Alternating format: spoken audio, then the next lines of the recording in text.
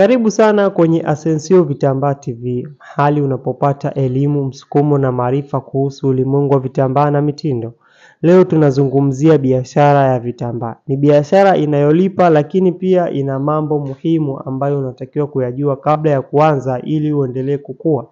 Nitaelezea kwa urahisi kila kitu kuanzia namna ya kuanza, changamoto zake, faida zake na uhuru na ushauri muhimu kwa wanaotaka kuingia au kuanza biashara hii.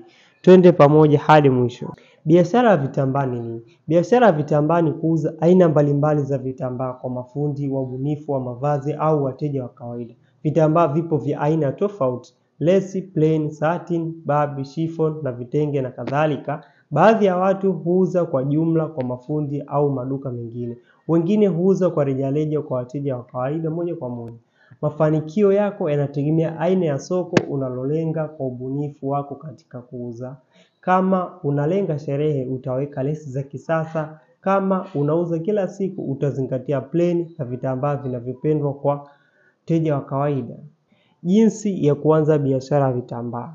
Kwanza kabisa unahitaji mtaji unaoweza kuanza hata na Rp300,000 hadi Rp1,000,000 kutegemea na wigo wa biashara yako.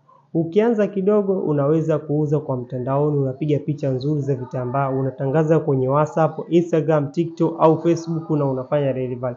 Ukianza na duka ni muhimu kuchagua eneo lenye wateja kama mafundi au soko la nguo. Pia unahitaji kujua wapi unapopata mzigo. Unaweza kununua kutoka kwa wasambazaji wa ndani au kama una uwezo zaidi kuagiza kutoka nje kama China na Dubai. Njia ya kufanikiwa ni kuhakikisha vitambaa vyako vina mvuto na ubora wa bei inayoendana na kwa wateja wako. Faida za biashara ya vitambaa. Biashara hii inalipa sana kama ukiweka juhudi wateja wako kila siku.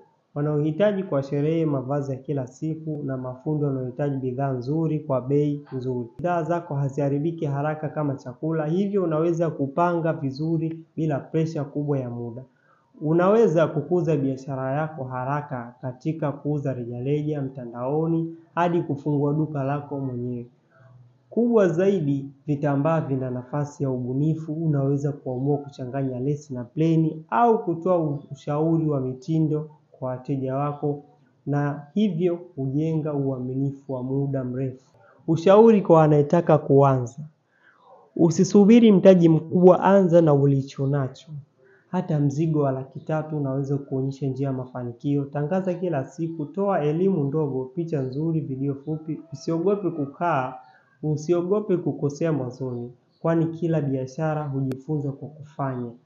Kuwa na bidii, uaminifu na uhusiano mzuri na wateja wako. Biashara itakutangaza yenyewe baada ya muda.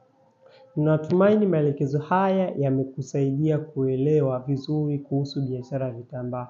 Usisahau kufuatilia chaneli hii ya Asensio Vitambaa TV kwa video zaidi kuhusu vitambaa, mitindo na changamoto za mafanikio ya biashara. Na kama unahitaji vitambaa vya bei ya jumla na rejareja, lace, plain, satin au nyingine, karibu Asensio Vitambaa.